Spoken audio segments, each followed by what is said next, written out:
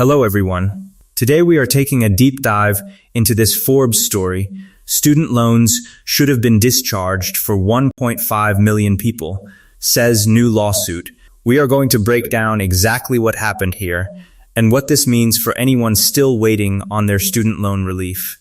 But before that, you are watching Decode Daily News, where we take the biggest business and finance stories and decode them so anyone can understand. If you are not subscribed yet, hit that button right now. So let us get into it. Right off the bat, one line from this lawsuit stopped me in my tracks. The department made public promises to more than 1.5 million borrowers. Take a second and really process that number. We are talking about over 1.5 million people who were told in writing that their student loans would simply disappear. Not a maybe, not a possibility, a promise. And when a federal agency makes a promise like that to over 1 million people, you would expect some kind of tracking, some kind of proof it is actually happening. But here is where it gets messy. It shouldn't take a lawsuit to learn whether those promises have been fulfilled. Read that first part slowly. That is a legal team saying, in plain words, that basic transparency should never have required a courtroom. A promise made to the public should not need a subpoena to confirm it is real. And the sentence does not stop there. Borrowers and the public have a right to know whether the department has delivered the relief it announced. And that second part is really the whole argument. This is not just about the borrowers directly affected. It is about anyone who trusts a government agency to follow through on what it publicly commits to. Once that trust needs a lawsuit to verify it, something has already broken down. Now here is where the story rewinds a little.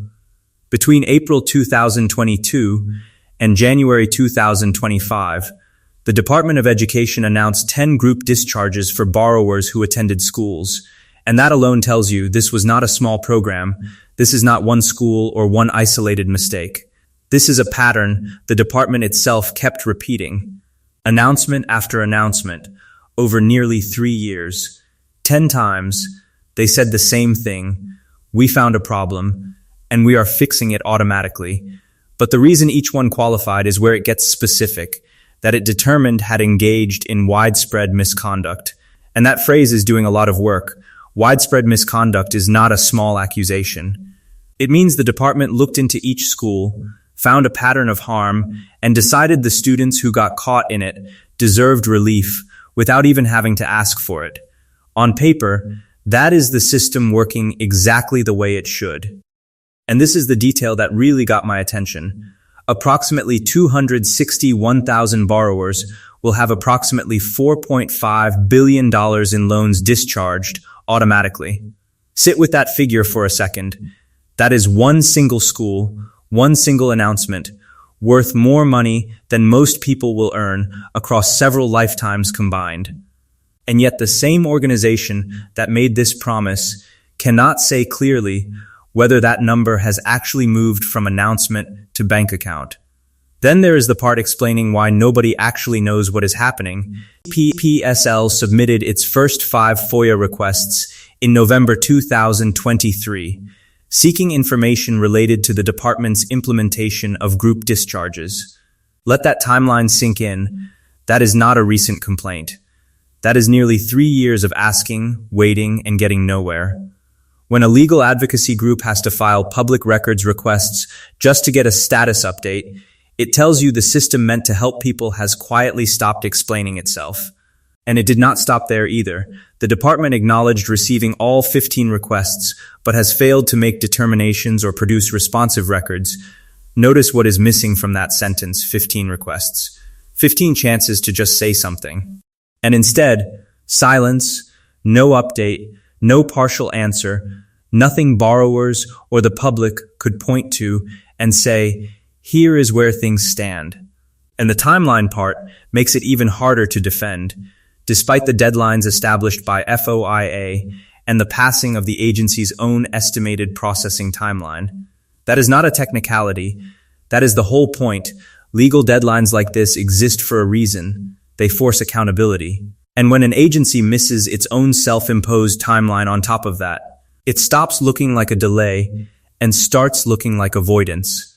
So That is exactly where my take comes in, but real quick before I give you my take, this video is for educational purposes only, not financial advice. Always do your own research before making any investment decisions. So what bothers me most here is not that the discharges might be delayed. Delays happen with any large program. What bothers me is the silence around it.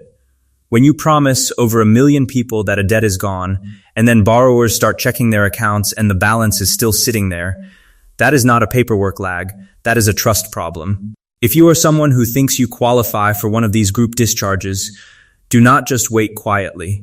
Check your loan servicer account directly, look for the specific school and date range you fall under, and keep a paper trail of every communication you get. For everyone else watching this from the outside, this is a reminder of something bigger.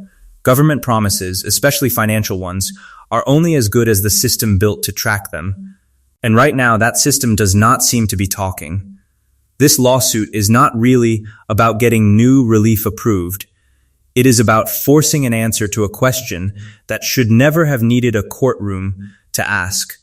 Did the government actually do what it said it would do? If this kind of story matters to you, hit like and subscribe so you do not miss the next one. Let me ask you this. If you were one of the 1.5 million borrowers waiting on this, how long would you wait before you started looking for answers yourself? Drop your answer in the comments.